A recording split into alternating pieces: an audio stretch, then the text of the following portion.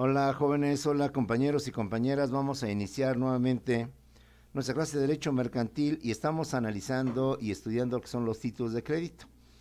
Títulos de crédito que a pesar de las nuevas aplicaciones, nuevas formas de pago, tarjeta de crédito, tarjeta de débito y otro tipo de cosas más que están manejando y que permiten una mayor seguridad, estos documentos pues quizás algún día sean caducos, sean viejos, quizás pasen a la historia. Pero aún hay microempresas o pequeños negocios o muchas personas que aún lo siguen manejando y de hecho se pueden seguir manejando. Y mientras no lo rebase la tecnología o no lo rebase la tecnología como ha venido rebasando otro tipo de situaciones y como algo que todavía se lleva en la práctica, se lleva en los hechos, cuando se llevan a cabo operaciones mercantiles, transacciones comerciales, etcétera, etcétera, pues debemos de irlos conociendo, de irlos manejando, hasta en tanto no queden ya como parte de la historia, como algo que alguna vez se manejó, se utilizó, sobre todo que no todas las empresas, e insisto, sobre todo las micro o las pequeñas empresas, aún no todavía están tecnologizadas, perdón por la palabra, o aún no tienen las aplicaciones que hoy se manejan para hacer pagos, transacciones y demás tipos de situaciones. Los principales títulos de crédito de carácter comercial que se utilizan en todas las operaciones o transacciones comerciales, como lo vimos y recordando, son la letra de cambio, el pagaré y el cheque. Respecto a la letra de cambio y al pagaré, en clase anterior ya lo vimos, ya lo señalamos, y nos quedó pendiente un documento básico, un documento fundamental, un documento que se manejaba mucho en las operaciones y que de hecho, insisto, se sigue manejando, que es el famoso cheque. El cheque como título de crédito que se sigue manejando para hacer los pagos, para hacer las operaciones y sobre todo como medida de seguridad. Yo en lugar de dar dinero, 3,000, 5,000, 20,000, 100,000, X cantidad, mejor te doy un documento. Y con este documento vamos al banco y el banco pues obviamente me lo va a tener que pagar y de esta manera no tengo ningún inconveniente o al menos no hay riesgo en un tratado de alguna situación de robo, de extravío, porque manejo documento. Más que nada que sea ostentoso. Lo mismo traer un cheque, un documento con un valor, vamos a dejarle 20,000 pesos, a traer en efectivo 20,000 pesos, aún los tengamos, los llevamos en una maleta, en un portafolio, en algún lugar en donde notoriamente se pueden ver o se pueden descubrir. Esa es la ventaja o la opción que se tenía con los famosos títulos de crédito y sobre todo con el cheque. Y creo que todos, como vemos en la diapositiva, alguna vez hemos visto este formato, este documento llamado cheque. La diferencia, compañeros, es que la letra de cambio y el pagaré cualquier persona la puede suscribir, cualquier persona la puede firmar. En cambio, el cheque no cualquier persona lo puede suscribir. Esta es una gran diferencia. La letra de cambio y el pagaré, pues vas a la papelería, ya te decíamos la clase anterior, un peso, unos 50 pesos y ya tienes el formato. Pero el cheque solamente puede ser expedido por los bancos, siempre y cuando el que lo va a expedir tiene una cuenta de cheques. Y si tiene cuenta de cheques, el banco le da esos famosos chequeras para que a través de estas chequeras expida los mismos y por tanto lleve a cabo el pago a través de estos. Entonces, un cheque solo es válido cuando es expedido por el banco en donde se tiene la cuenta de cheques. Aquí no vale eso de que voy a la papelería, compro un cheque y con eso voy a pagar. No, eso simplemente para efectos de clase se puede manejar, pero en práctica difícilmente. Veamos pues lo que es un cheque. El cheque, compañero, se define como el documento o título de crédito a virtud del cual una persona llamada librador o también llamado cuentaviente le ordena incondicionalmente a otra persona llamado librado pagar una suma de dinero a favor de una tercera persona llamada beneficiario. Si tú eres acuicioso y eres cuidadoso, te darás cuenta que es lo mismo que una letra de cambio. Es una orden incondicional de pago. Una persona le ordena a otra pagar una suma de dinero a favor de la tercera. Aquí la única diferencia es que en la letra de cambio hablamos del girador, del girado y del beneficiario. Misma situación en el cheque. En el cheque no hablamos del girador, girado y beneficiario, sino hablamos del librador, del librado y de lo que viene siendo el beneficiario. ¿Sí? Insisto, ¿qué es el cheque? El cheque es el título de crédito o documento a virtud del cual o con motivo del cual una persona llamada librador o también llamado cuentaviente le ordena incondicionalmente a otra persona llamado librado pagar una suma de dinero a favor de una tercera llamada beneficiario. De esta manera, los elementos personales o las personas que intervienen en este documento son tres, que son el librador, el librado y lo que viene siendo el beneficiario. ¿Quién es el librador? Pues es el cuentaviente. Es la persona que tiene una cuenta de cheques, es la persona que tiene depósitos en el banco para que justamente no se vea obligado a pagar en efectivo las operaciones o transacciones comerciales, sino que lo haga a través de el cheque. El librador o cuentaviente es la persona que expide, es la persona que suscribe, es la persona que firma el cheque. Pero como hemos dicho, debe tener para tal efecto una cuenta de cheques en un banco determinado, en una institución de crédito, porque si no, no puede expedir esos cheques. Y porque en consecuencia el formato de letra de cambio de pagaré que lo podemos utilizar obteniendo la papelería, en el caso del cheque difícilmente lo podemos utilizar porque sería nada más sin ningún valor, sin ningún tipo de validez, ¿sí? ¿Quién es el librador? Es el cuentaviente, es la persona que expide, que suscribe el cheque.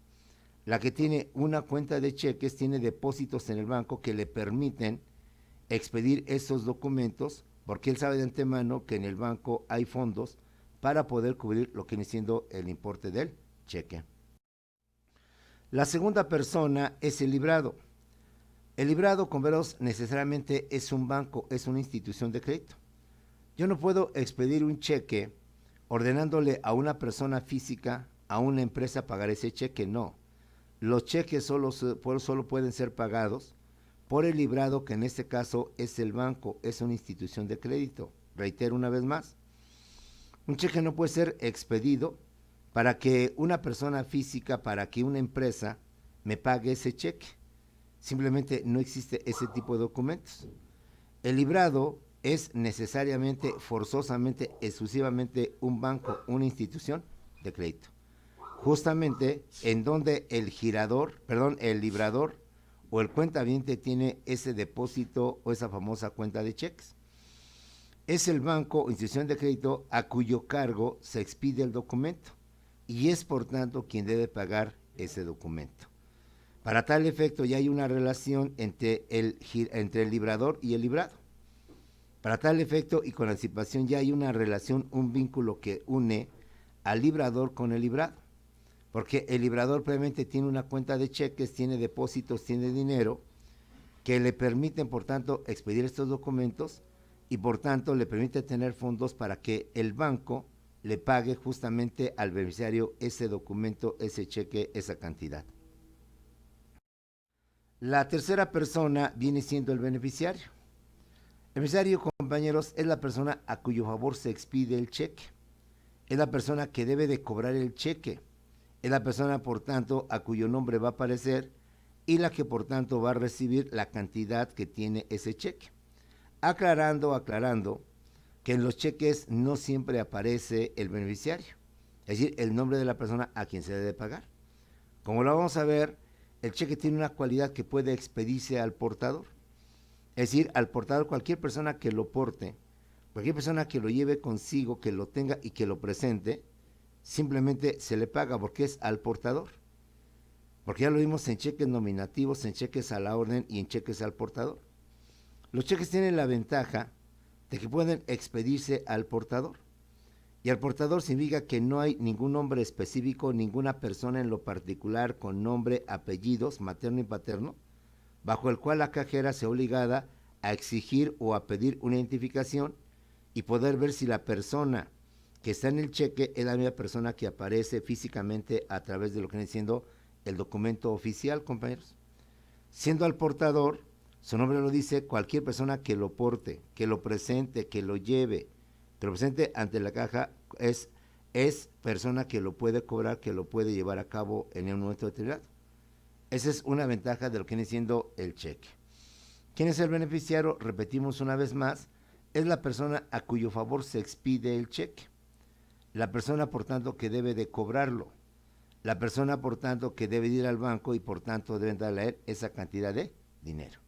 Aunque recordemos que no necesariamente va a aparecer de forma concreta, de forma específica, el nombre del beneficiario, porque dado que se puede expedir al portador cualquier persona, por tanto, nada más con que llegue al portador, la cajera ahí no tiene obligación o requisito de pedir identificación, simplemente porque cualquier persona que lo porte lo puede cobrar. Algunos bancos, por seguridad, si llegan a pedir el documento y acreditan que fue cobrado por tal persona, pero no necesariamente es obligación del banco que te pida identificación, porque, insisto, el documento es al portador, al que lo lleve, al que lo lleve consigo. ¿Sí? Bueno. Vamos a ver ahora los requisitos o los datos que debe tener dicho documento, dicho cheque. Como ya los hemos visto anteriormente, casi se repite lo mismo, compañeros. Número 1, mención de ser cheque. Debe aparecer en el documento la palabra cheque. Por ese detallito, como lo vimos en clases anteriores, si no aparece la palabra cheque, aunque tenga todos los elementos, legalmente ese documento no es un cheque. Pues como tiene parecido con lo que es la letra de cambio, no podemos manejarlo como una letra de cambio. Es de que debe ser la mención de ser cheque.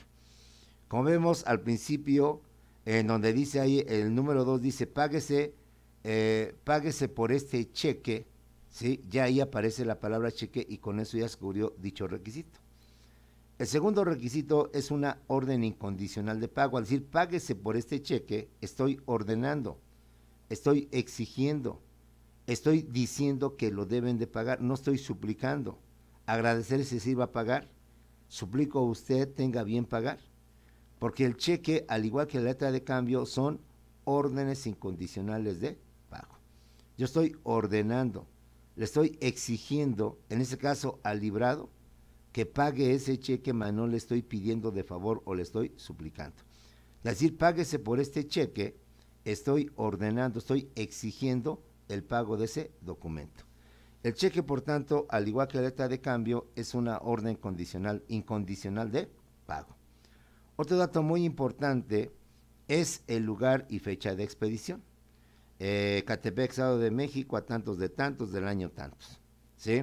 Ciudad de México, de tal día, de tal fecha, etcétera. Sí es importante, en el caso del cheque, saber, compañeros, si este cheque es de la misma plaza, de la misma entidad federativa o es de otra entidad federativa, ¿sí? Entonces, importante señalar el lugar y la fecha de expedición. Aquí más que nada porque la mayoría de los cheques, como lo dijimos en clase anterior, son a la vista, son pagaderos a la vista. Difícilmente vas a encontrar un cheque o difícilmente se expide un cheque a cierto tiempo vista, a cierto tiempo fecha o a día fijo. ¿Sí? Los cheques posfechados. Mira, te voy a dar el cheque para que veas que así hay buena voluntad mía de que sí te quiero pagar. Pero mira, no tengo fondos ahorita, no tengo ahorita dinero. Te voy a dar el cheque para que veas que sí te voy a, estoy dispuesto a cumplir mi obligación. Pero te pido de favor que solamente te puedas cobrar hasta vamos a pensar a 17 de agosto. Lo puede ser posfechado que sea hasta el 30 de agosto, hasta el 4 de septiembre, pero con la indicación de que la persona lo pueda cobrar solamente hasta esa fecha, ¿sí? Otro dato muy importante es el nombre y firma del librador o del cuentaviente. De hecho, cuando la persona tiene cuenta de cheques, el banco te manda a hacer tu chequera personal. Y en la chequera personal, ahí te vienen ya los datos, ahí te viene el nombre de la persona. En este caso, si tú eres acuicioso, como puedes ver ahí, quien es el titular de la cuenta de cheques es la SEP, la Secretaría de Educación Pública. Y aparece ahí, compañeros, el logotipo de la SEP.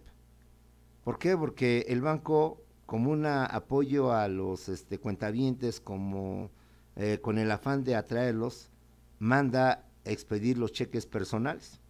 Y entonces ahí aparece ya impreso el logotipo de la empresa o el nombre del cuentaviente, y con esto necesitamos ese problema. Esto es muy importante. Entonces debe aparecer el nombre y la firma del librado o del cuentaviente.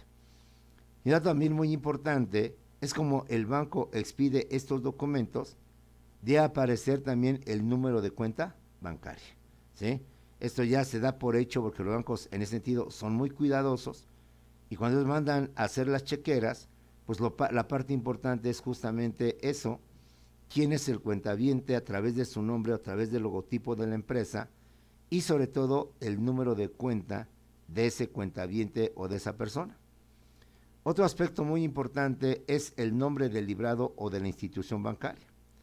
Siendo yo banco el que mando a imprimir esos cheques, pues con razones obvias le voy a imprimir, que se vea bonito, se vea precioso, justamente el logotipo, llámese Bancomer, llámese Banamex, llámese HSBC, para que se pueda percibir perfectamente quién es el cuentaviente y quién es el banco que está o librado, que está obligado a pagar ese documento, compañeros. Datos adicionales es el número del cheque. Eso se hace más que nada para control del mismo cuentaviente, para saber cuántos cheques se ha expedido. De hecho, la chequera, viene la chequera y viene lo que viene siendo una parte donde van anotando las cantidades. Y de esta manera llevar un control de cuántos cheques, las cantidades, para que obviamente no se sobregire. Y cuando emitas un cheque no haya el problema de que el famoso cheque deule lo botan. O sea que no se puede pagar, pero ¿por qué? No tiene fondos. Y ahí implicaría una sanción al cuentaviente un tanto por ciento sobre el monto por expedir cheques sin fondos y que inclusive el beneficiario te puede inclusive hasta demandar. Y se pone en un plan muy canijo hasta denunciar por posible fraude que usted cometió, etcétera, etcétera. ¿Sí? Debe venir también, como ya lo sabemos, la cantidad tanto en dinero, la cantidad de dinero tanto en número como en letra. Y no está por demás volverlo a repetir, que en caso de divergencia entre lo dicho por la letra y lo dicho por el número, para efectos legales vale siempre la letra. Porque difícilmente yo voy a poner con letra 1,000,000 en lugar de poner 100,000 pesos.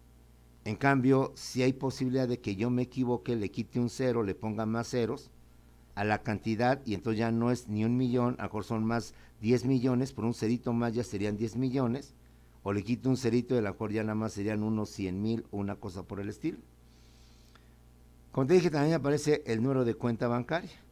Ahí están los datos que debe contener el cheque, no hay aquí mucho problema, porque, insisto, los bancos por lo general a sus cuentavientes como una atención, como un servicio propio de los bancos, ellos mandan a hacer la chequera y la chequera pues ya tiene todos estos datos que implica lo que representa lo que viene siendo las disposiciones legales o disposiciones de la ley.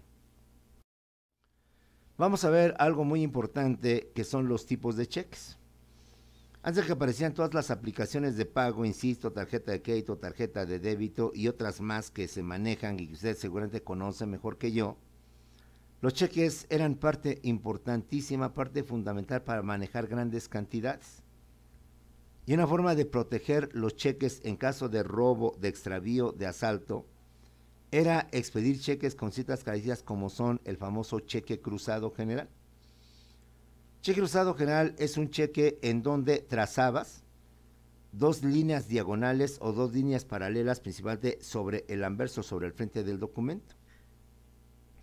Simplemente el hecho de trazar dos líneas, como lo estamos viendo ahí en la diapositiva, eso significaba que para poderlo cobrar tenías que depositarlo primeramente en una cuenta bancaria.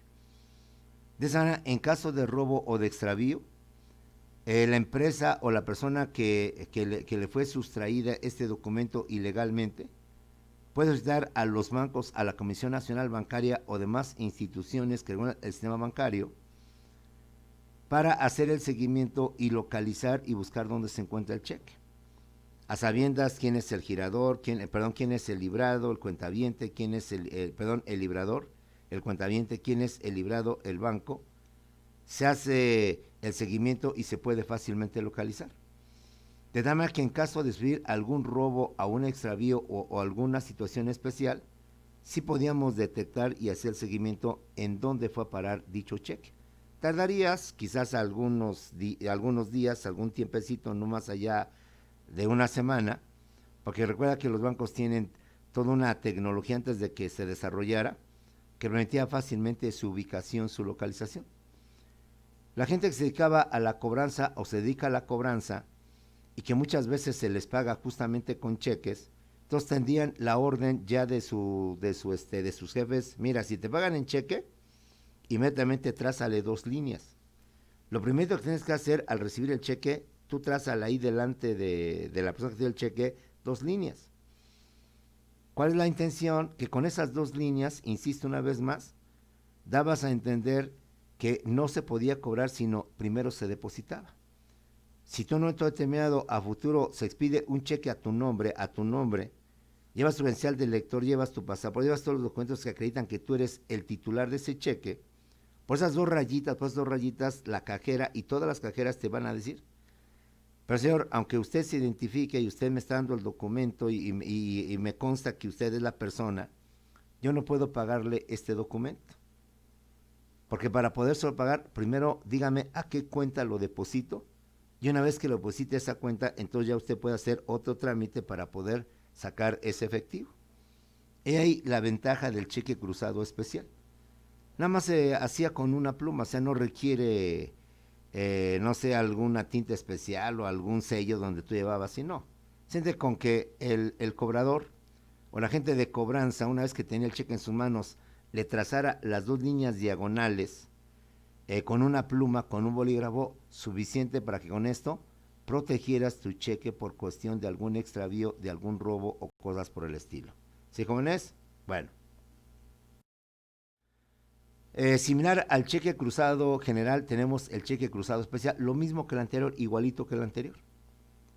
Le trazas dos líneas paralelas, dos líneas transversales en el frente o en el anverso del cheque, pero se llama especial porque no solamente le trazas, sino que dentro de lo que son ese interlineado, le pones el nombre del banco o institución de crédito donde solo puede ser depositado.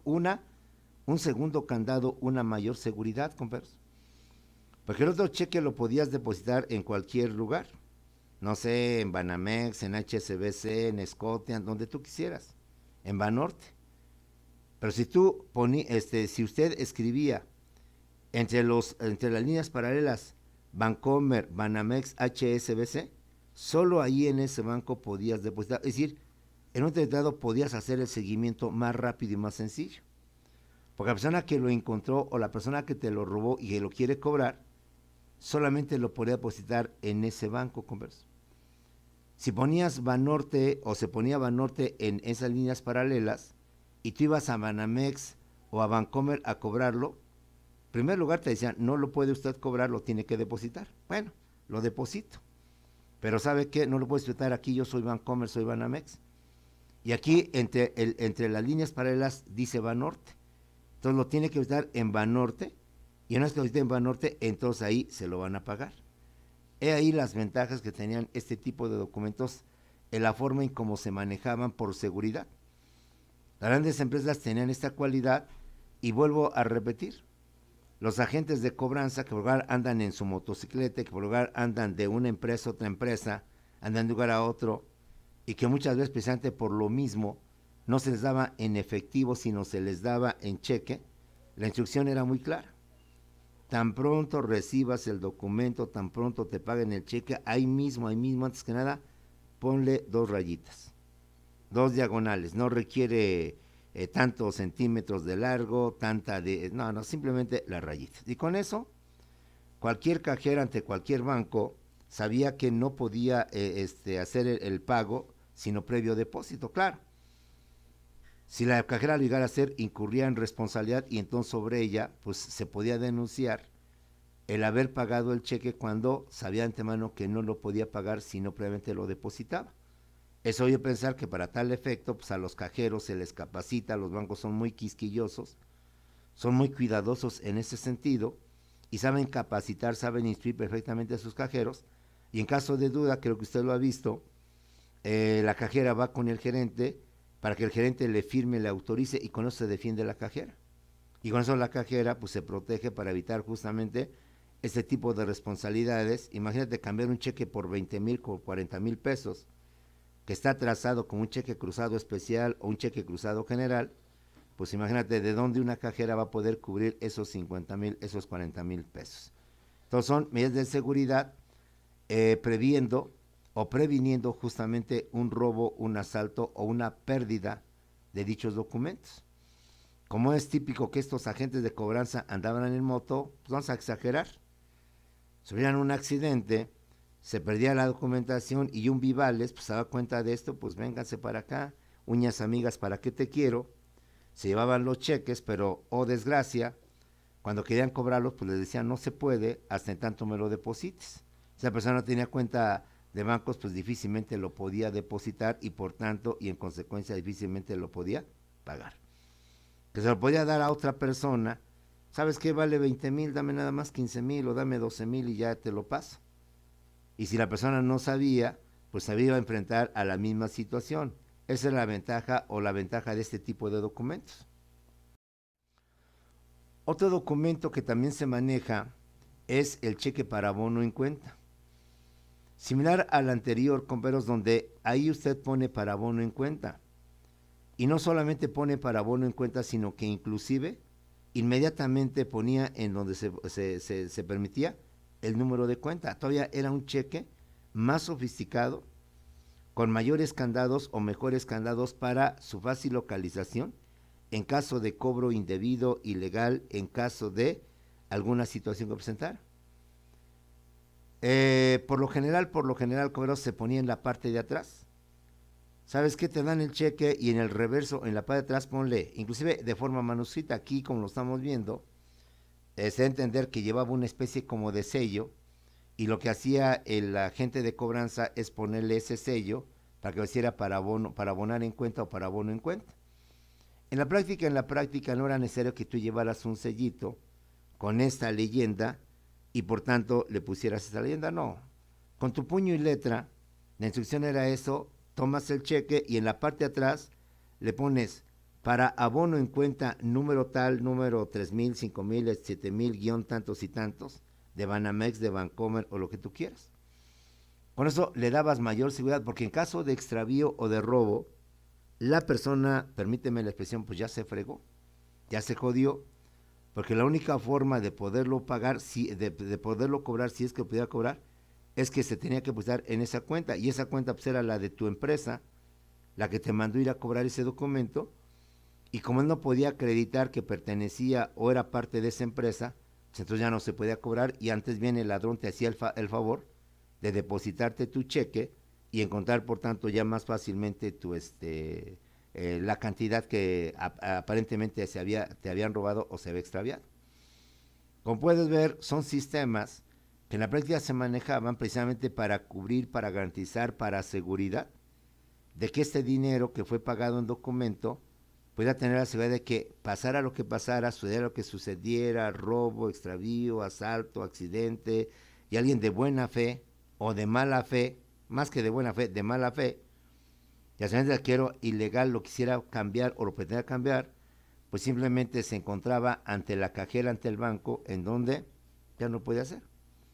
De hecho, en la práctica, tan pronto el agente de cobranza o la persona que recibió el documento se daba cuenta de lo que había pasado o lo habían robado, tenía que avisar inmediatamente a la empresa.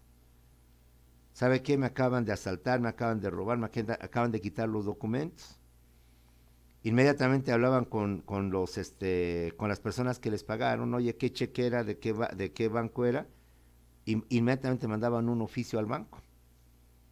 Y le decían al banco que el cheque fulano de tal, de empresa tal o del cuentaviente tal, de la institución tal, número tal, cuenta tal, por una cantidad de tal, había sido perdido, extraviado o había sido robado y por tanto se pedía que dicho documento no se pagara o no se alzara ningún trámite o se cancelara, de plano se cancelara.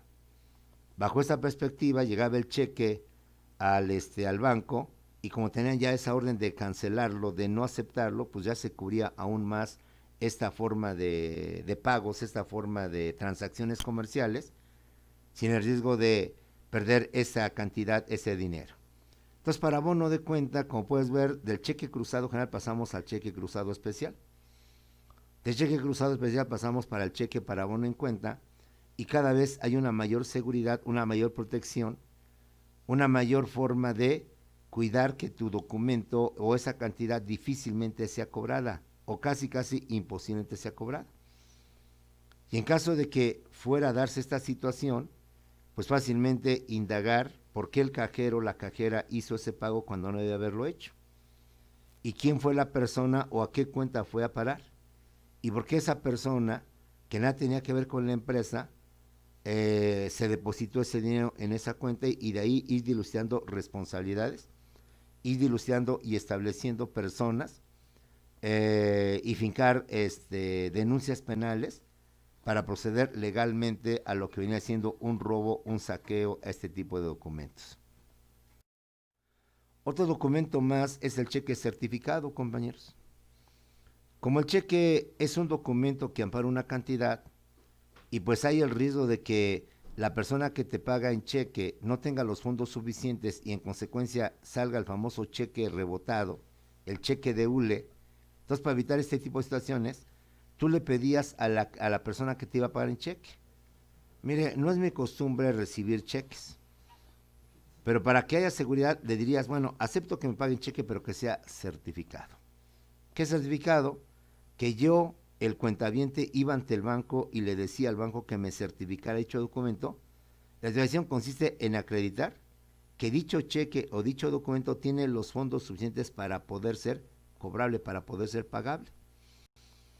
De esta manera, al recibir el cheque certificado, donde el mismo banco, que es donde está la cuenta bancaria, certifica y pone ahí una leyenda: se certifica que el presente documento tiene fondos suficientes para poder ser pagable o ser cobrable o ser etcétera, etcétera.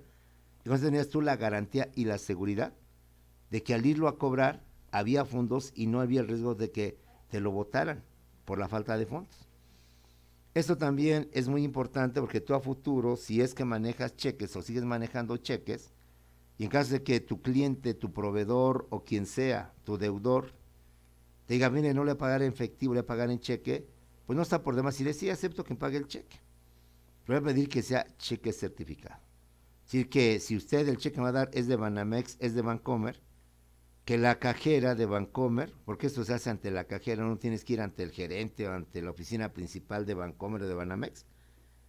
Simplemente tú como cuentaviente le dices: ¿sabes qué? Certifícame este cheque, ¿no?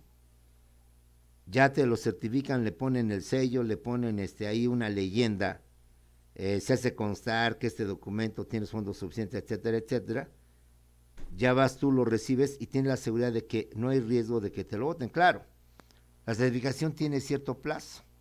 No decir: bueno, lo certifico y dentro de un año voy a cobrarlo. No. Tengo entendido que la certificación tiene una vigencia de 30 días una vez que se expira la certificación. Después de 30 días el banco no está obligado a garantizar que ese documento todavía tiene fondos suficientes. ¿Qué es lo que hace el banco cuando expide un cheque certificado? Ante esta certificación que hace el banco, inmediatamente da la orden para que esa cuenta separen la cantidad y en consecuencia todas las sucursales tengan entendido que ya esa cantidad ya está comprometida, ya en un momento determinado no la puede rebasar. Y si en caso que haya otro cheque no certificado para pagar y no hay fondos suficientes para pagar ese cheque porque la cantidad ya está certificada, entonces difícilmente la cajera lo podría pagar. Ahí te lo doy de sugerencia por si algún día a futuro como administrador y posiblemente ejecutivo, ojalá tenga voz de profeta, llegas a manejar transacciones comerciales, operaciones, y tu cliente o tu contraparte o tu proveedor te quiere pagar en cheque, bueno, pues sí, te lo acepto. Pero no se pide un favor, que sea un cheque certificado y con eso te evita riesgos de que te den un cheque sin fondos, un cheque te va a rebotar, un cheque vas a tener que hacer todo un trámite judicial, todo un trámite legal, que vas a pedir intereses, lo que tú quieras, pero que de alguna manera te va a trastocar o te va a traer problemas con tus finanzas, con la liquidez de lo que viene siendo tu negocio y demás tipos de situaciones. El cheque certificado. Ahora, quien lo certifica, quede bien claro, no eres tú el beneficiario. Tú no vas a ir al banco y decirle: oiga, me certifica este cheque. No. Tu beneficiario le vas a decir a la empresa que te va a hacer ese cheque que te lo certifique, y yo, empresa, que soy el cuentaviente de ese cheque, voy a tener que ir ante el banco y pedirle que me certifique ese cheque. Entonces, quien certifique el cheque es el cuentaviente, no el beneficiario. O sea, nunca aceptes que, bueno, sí le doy el cheque, vaya usted, haga el trámite. No, porque el trámite tú no lo puedes hacer. Quien va a hacer el trámite es el cuentaviente, es la persona que está dando el cheque, es el que tiene esa cuenta bancaria y por tanto, siendo cliente del banco, como un servicio más, como un apoyo más a su cuentaviente, le va a certificar ese documento. Pide por tanto a futuro, y tenlo bien presente en operaciones sobre todo de fuertes cantidades, de pagos fuertes a través de un cheque, y como medida de seguridad, que el banco certifique, ponga sello de certificación de que dicho documento sí cuenta con los fondos suficientes para que se pueda cobrar. Y no se te olvide que esto no significa que el cheque puede ser eternamente cobrable en cualquier tiempo. No tiene una vigencia de 30 días, o cuando den el cheque, habla al banco o dile al mismo cuentaviente. Aquí a la política de su banco, esta certificación que tiene, tengo entendido, ya tiene rato que no hago este trámite, vuelvo a repetir, hace mucho yo trabajé en el área administrativa, llega a hacer este trámite. Tengo entendido, creo que ahí mismo en el sellito te ponen. Sí, te ponen ahí, el cual tendrá una vigencia de tantos días a partir del momento en que se expide la presente certificación. Ya sabes, esto tú que has advertido, que después de estos 10, 15, 20 o 30 días no lo cobras, pues el banco ya no se hace responsable, si ya no tiene fondo, porque el banco nada más te lo garantiza por el plazo de 15 a 30 días que está anotando o que la ley dispone. Si tú lo cobras después de ese día, ya no puedes argumentar, es que el cheque está certificado, me engañó, no. El problema es que tú no lo cobraste dentro del plazo que yo tenía que estar, porque el dinero se tiene que mover. Yo tengo que estar en constante cambio, constante movimiento, y ni al banco le conviene tenerlo ahí estancado, ni al cuentaviente tampoco le conviene tenerlo ahí tampoco estancado. Hay que darle celeridad, hay que hacer que el dinero se mueva. Una vez que hemos visto los principales títulos, los más comerciales, los más prácticos, insisto, letra de cambio, pagaré y cheque, y hemos visto sus principales características, sus principales aspectos prácticos, vamos a ver algunas figuras jurídicas que vinculan estos títulos de crédito. El hecho de que yo le ordene a una persona que te pague una suma de dinero no significa en automático que la persona te va a pagar. De hecho, como el ejemplo con el data de cambio. Sí, mira, te voy a pagar, pero mira, a mí la escuela, acuérdate este ejemplo, me debe un dinero, ¿sabes qué? Le voy a decir a la directora, a CETEC, que te pague. Y de esa manera le ordeno a CETEC que te pague con nota de cambio, dado que ella me debe esos 2,000 pesos y que mejor te los pague a ti y no me los pague a mí. Pero el hecho de que yo le ordene a una persona física, una persona moral, que te pague, no necesariamente significa que la persona forzosamente te va a pagar. Puede ser que la persona a la hora de darte diga, no, yo no voy a pagar. No, pero es que, no. O lo típico, no, ni conozco a la persona, ni sé quién sea, no, yo no voy a pagar ese documento, es más, ni sé quién sea esa persona. Entonces, previniendo esta situación, hay un trámite que debes de hacer y que se lleva a cabo la aceptación. ¿Qué es la aceptación? Es el acto a virtud del cual el obligado o girado a pagar el título de crédito o letra de cambio está de acuerdo en hacerlo, para lo cual se debe presentar el documento y se debe pedir que lo firme y que además escriba la palabra acepto o cualquier otra equivalente. O sea, nunca esperes a que se cumpla el plazo de 30 días, de 90 días o el día en que se fijó para el pago. Una vez que la persona te expide el documento, ve a ver a la persona que te lo va a pagar. Oiga, vengo de parte del profesor Simón Peralta. Traigo aquí una acta de cambio donde él me dice que usted va a pagar este documento. ¿Sí lo va a pagar? Ah, no, sí, es mi amigo, mi compadre. Sí, no te preocupes. Tú ve, ¿cuánto lo tengo que pagar? El 14 de septiembre. Ah, pues vente el 14, aquí te espero, yo te lo pago. No, jóvenes, acuérdate, legalmente la palabra se la lleva el viento. Papelito habla. Si te fijas y pones atención en la diapositiva, ahí viene un recuadro. En ese recuadro, ahí debe de poner la persona su firma y la palabra acepto. De tal manera que con eso tú te defiendes, y si vas el 14 de septiembre a cobrarlo y te sale con que no está, con que no quiere pagarlo, ya lo tienes tú, como decimos, amachinado, lo tienes amarrado, porque mucho antes de la fecha de pago, tú lo fuiste a ver y él te dijo que sí lo pagaba, pero no le sale la palabra. Muy bien, fírmale, ¿no? No, fírmale, por favor, ponle ahí que aceptas, y tu firma y se acabó el asunto. En caso de la que llegue el día y la persona no quiera pagarlo, tienes una forma de comprobar, de acreditar que la persona se comprometió a pagar ese documento. Porque si lo dejas a la palabra, pues tan sencillo, no. ni conozco al señor, jamás ha ido a mi casa, jamás ha ido a pedirme que yo le pague. Si él hubiera ido, yo con mucho gusto le voy a pagar, pero señor juez, nunca fueron a decirme, a ver, ¿dónde está mi firma de que yo acepté?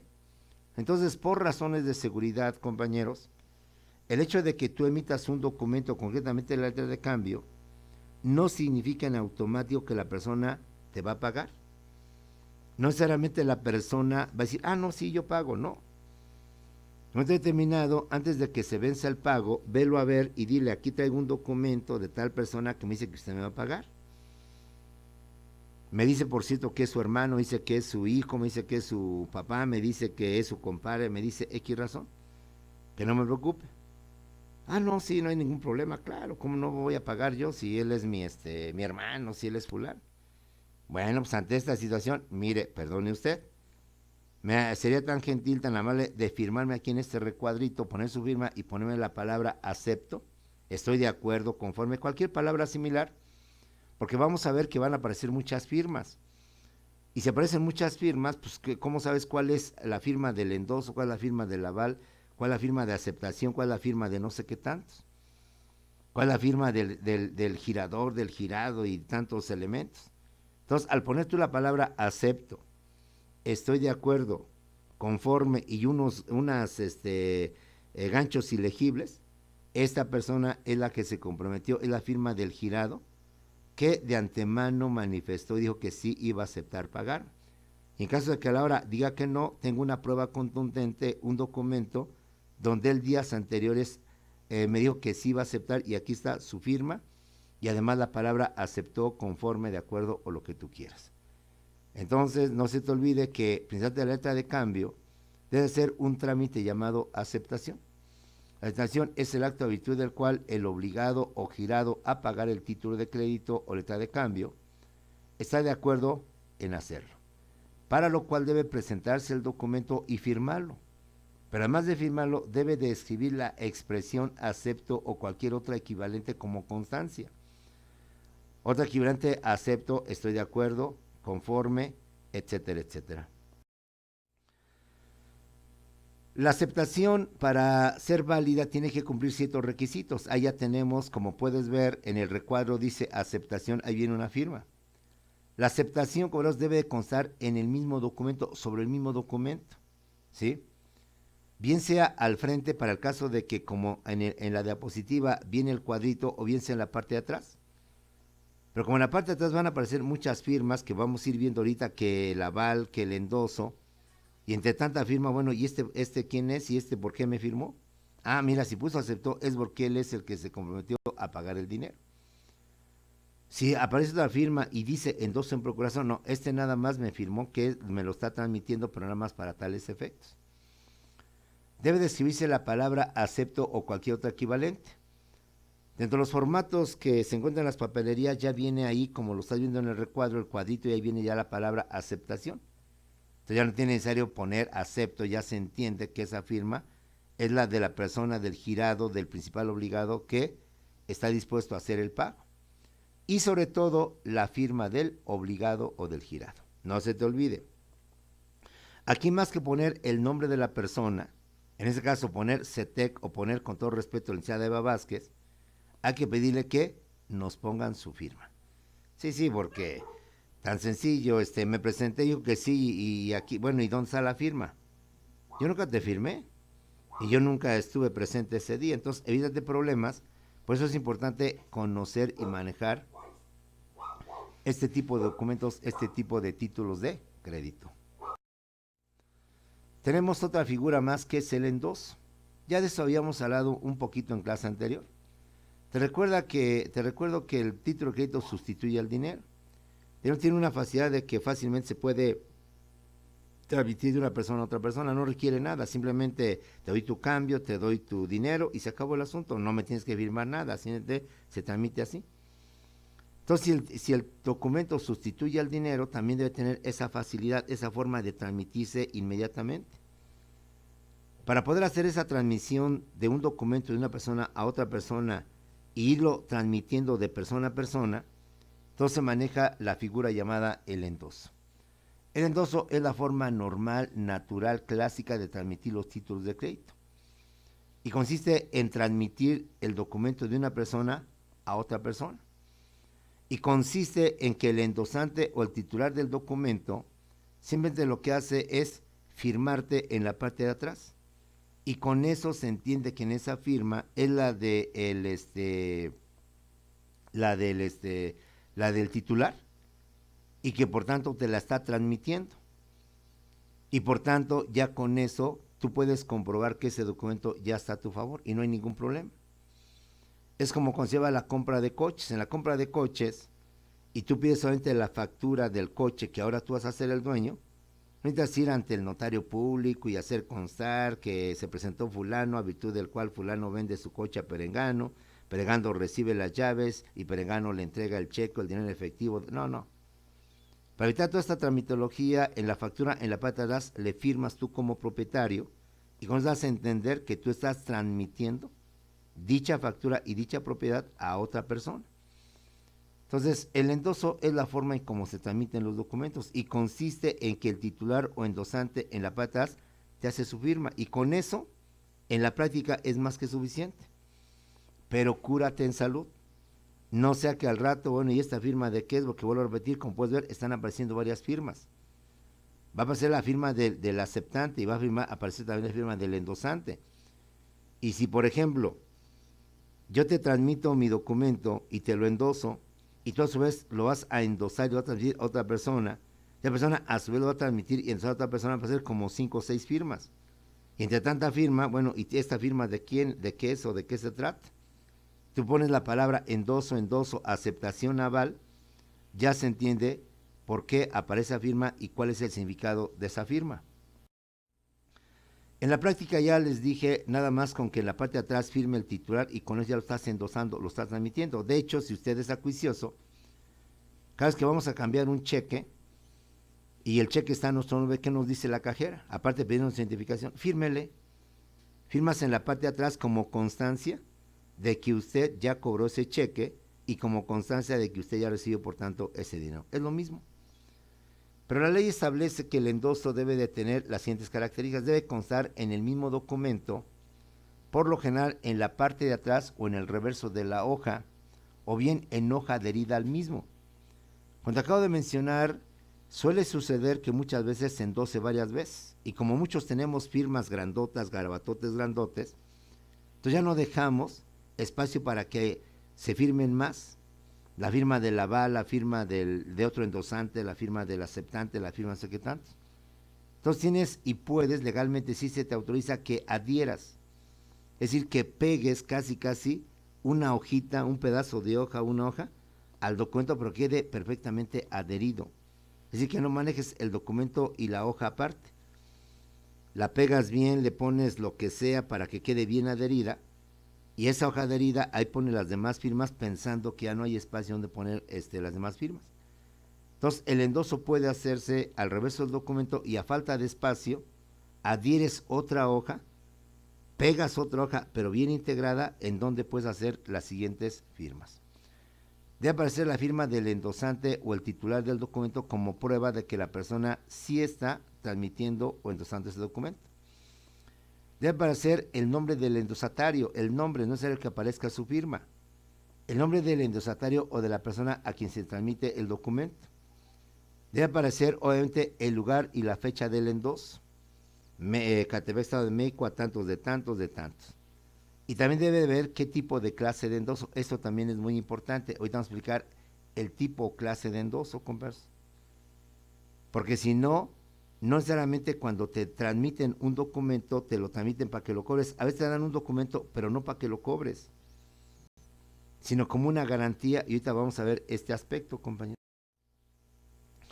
Existen 3 principales tipos de endosos, que son lo que viene siendo el endoso en garantía o en prenda. El endoso en garantía es cuando el documento se transmite, pero no para que lo cobren o lo cambien, no. Yo te puedo endosar un cheque, yo te puedo usar una letra de cambio que vale 20,000, 30,000 pesos, pero no para que tú lo cobres, no para que tú lo cambies. Pues voy a poner endoso en prenda o endoso en garantía. Yo en lugar de darte, compañeros, no sé, una factura, darte un título de propiedad, como una forma de garantizar que sí te voy a pagar. Ah, mira, casualmente aquí tengo un cheque que vale 20,000 pesos. Este cheque, por tanto, tiene un valor por 20,000 pesos. Te lo voy a endosar, pero no para que lo cobres, sino que quede como garantía. Y una vez que yo te pague, me regresas el documento para yo poderlo cobrar y por tanto no haya ningún problema. Entonces, garantía es cuando se transmite, pero no para que lo cobren, sino para asegurar o garantizar el cumplimiento de una obligación o el pago de una prestación, sin que por ello se otorgue el título de propiedad, sin que por ello se otorgue un título de propiedad o facturas de bienes muebles. Si yo te debo un dinero o me haces un préstamo, oye, préstame un dinero X, ¿no? Bueno, pero ¿qué garantías me das? Acuérdate que hay que prestar dinero, pero sobre una garantía. Déjame tu coche como garantía, déjame tus computadoras como garantía, déjame X cuestiones. Pues el cheque o el título de crédito que tiene un valor también puede servir como garantía. Pero se lo estás dando para garantizar que le vas a pagar, más no para que lo cobre. Si la persona lo quiere cobrar, la gente que conoce no lo va a cambiar. No, sabes que no te lo puedo cambiar, no te lo puedo cambiar. ¿Pero por qué? Es que aquí dice que es en garantía. Y si yo te lo pago, estaría cometiendo cierto delito, cierta actitud indebida y voy a tener problemas. Entonces defiéndete y especifica, como dice, valor en garantía o endoso en garantía. Otro título de crédito es el endoso en procuración, converso. Endoso en procuración es cuando se transmite el documento, pero no para que lo cobren, sino solamente para que realicen trámites o gestiones de pago, dado que el titular no los puede llevar a cabo. Puede ser que el titular tenga a su favor un cheque o tenga un documento por 20,000, 30,000 pesos. Él, por tanto, es el que tiene la personalidad para reclamar, para exigir que le paguen ese documento. Pues una persona muy ocupada que no tiene el tiempo, entonces o tengo a mi abogado. Entonces mi abogado, una forma de acreditar que él va a hacer gestiones en mi nombre es que yo le endoso el documento, pero se lo endoso en procuración, dando a entender que mi abogado o la persona que va a hacer este trámite no lo puede cobrar. No puede, por tanto, hacer ese cobro pensando que maliciosamente, aprovechando la confianza, pues de una vez ya se fregó. Son 100,000 pesos, pues los cobro y me voy. No, porque como es en procuración, yo te lo endosé, te lo transmití, pero no para que lo cobres, sino para que hagas gestiones, trámites de cobro y demás cuestiones ante la persona que me está viendo este dinero. Ese es el endoso en procuración. Y tenemos el endoso en propiedad. Entonces, propiedad es cuando el documento se tramite de forma absoluta y total, por lo que el endosatario puede disponer libremente del título y hacer lo que quiera con él. La ley establece que en caso de que no especifiques qué tipo de endoso es, la ley entiende y da por hecho que es un endoso en propiedad. Y si usted no puso el tipo de endoso y nada más lo dio como garantía, al no haber puesto en garantía o haber puesto en procuración, no tienes forma de hacer valer que ese documento no se dio para cobro, porque nada más pusiste tu firma y la ley supone que al no especificar el tipo de endoso, lo estás transmitiendo en propiedad. Lo que significa, por tanto, que que la persona que se lo está transmitiendo puede hacer lo que quiera con el documento. Puede a su vez endosarlo, puede cobrarlo, puede recibir el dinero, puede hacer lo que quiera o que tú lo estás dando en propiedad. Y en propiedad es, lo estás transmitiendo de forma absoluta y de forma total. Vamos a ver lo que es el protesto. Te decía yo que no necesariamente porque yo le diga a una persona que te va a pagar, te va a pagar. Entonces defiéndete como días antes o previos días antes del pago va a decir, ¿me vas a pagar? Sí, bueno, fírmale, echa la poderosa. Y con esto yo me defiendo para que en caso de que al final se raje, como decimos, y no me quiera pagar, no. Señor juez, yo con tal fecha me presenté y aquí aparece la firma y que él dice, me puso ahí que acepta conforme y que a la mera hora no me está pagando. Entonces vengo a exigir el pago inmediato de esta letra de cambio, de este documento, etcétera, etcétera. Vamos a pensar que desde el momento en que yo voy a decirle, me dice la persona, no, no te voy a pagar. Voy con la persona que me dio el documento, oye, no me quiere pagar todo. Ah, pues ¿sabes qué? Pues ni modo. No, ¿cómo que ni modo? O sea, ¿cómo yo acredito que las personas no me quieren pagar? Porque al final ya ante el juez pueden ir a decir, no, es que nunca, yo sí voy a pagar, pero nunca se presentó el señor. ¿Cómo acredito yo que me presenté y le dije a las personas que me tenían que pagar y me dijeron que no? Está la palabra de la persona que dice que nunca fui a verlo, contra mi palabra que dije que sí fui a verlo. ¿Cómo lo compruebo? Entonces, compañeros, hay un recurso que se conoce el protesto. El protesto es cuando el girado o principal obligado se niega a aceptar el pago o realizar, y consiste en hacer constar por un fedatario, es decir, por un notario público, un corredor público o una autoridad política o principal, pensando que es en un despoblado, en un lugar muy apartado de la, vamos a llamarle, de la civilización, que hace constar que dicho documento fue presentado y que la persona manifestó que no lo iba a pagar. Como quien hace constar eso es un fedatario, un notario público que tiene fe pública, pues entonces es una prueba fehaciente de que sí me presenté, de que sí le hice ver a la persona y que la persona, por tanto, dijo que no me iba a pagar. A través de ese protesto, esa constancia donde un notario hace esa certificación, nos presentamos el día tal, a tal lugar donde salió el señor tal, y a quien se le exhibió tal documento, y de antemano dijo que jamás iba a pagar el documento. De hecho, la persona repite, pone textualmente lo que dijo la persona. Y como es un fedatario, una persona dotada de fe pública, difícilmente el juez dirá, no, pues a ver, dame pruebas de que la persona se negó. Ya con eso, ya en automático, el juez da por hecho de que la persona se negó, aunque lo niegue. ¿Sabe qué, señor? Aquí tengo un protesto, una constancia de que el notario o el juez o el policía, o si pensando que es un despoblado, un lugar donde no hay notarios, o difícilmente pueden ver, donde la autoridad política, llámese presidente municipal, llámese síndico, llame hasta al policía, hace constar que la persona sí estuvo presente y que usted no dijo que no lo iba a pagar o que no tenía, es lo que sea. Y con eso te defiendes y tienes la forma de acreditar, de demostrar que el obligado no te quiso. Por último, tenemos lo que viene siendo el aval. Cúrate en salud.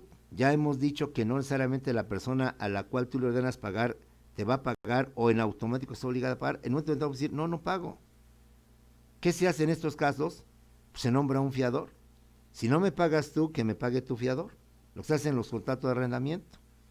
Cuando hacemos un contrato de arrendamiento, pues no solamente le pedimos 3 meses de renta adelantada como garantía, le podemos pedir también un fiador para que en caso de que tú no me quieras pagar, pues sobre tu fiador. En los títulos de crédito pasa una cosa similar. Así aquí se llama fiador, aquí se llama aval. El aval es cuando una tercera persona llamada aval o avalista se compromete a pagar el documento cuando el girador o principal obligado no lo hacen o no lo quieren hacer, llamado avalado, debiendo constar en el mismo documento o en hoja adherida mediante la palabra aval o cualquier otro equivalente, además de constar la firma del mismo, compañeros. Cúrate en salud. Muy bien, ya me dijiste, maestro, que me va a pagar CT, que me va a pagar la maestra Eva Vázquez. Pero mira, previniendo, que al rato ni tú, ni ella, ni CT me quieran pagar, ¿sabes qué? Nómbrame un aval. Ponme allí una persona que a falta de ti se compromete a pagarte. Y no nomás le pidas uno, pídele 3, pídele 4. De esa manera te curas en salud. Si Simón no te paga, la escuela no te paga, entonces te va a pagar fulano, sultano, mengano. Para tal efecto vas con fulano, mengano y perengano. Me dijo fulano que usted me podía pagar. Sí, ¿cómo no? Ah, pues fírmele por aval, firmas y ya tienes otro. Me dijo perengano que usted no me pagaba, que si no me pagaba usted, sí, yo te pago. Él es mi hermano, es mi primo, es mi hijo, yo pago, yo respondo por él. Es lo que viene siendo el fiador en términos de carácter civil, en términos de operaciones civiles. Bueno, pues con esto, jóvenes, terminamos lo que viene siendo el aval, terminamos lo que son los principales títulos de crédito. Vamos a seguir viendo estos temas. Casi nos sentamos la hora. Si hay tiempo, ahorita nos conectamos en Zoom, y si no, ya saben, nos comunicamos por celular para cualquier duda o para cualquier aclaración. Estamos pues en comunicación, sea por el Zoom o sea por el WhatsApp.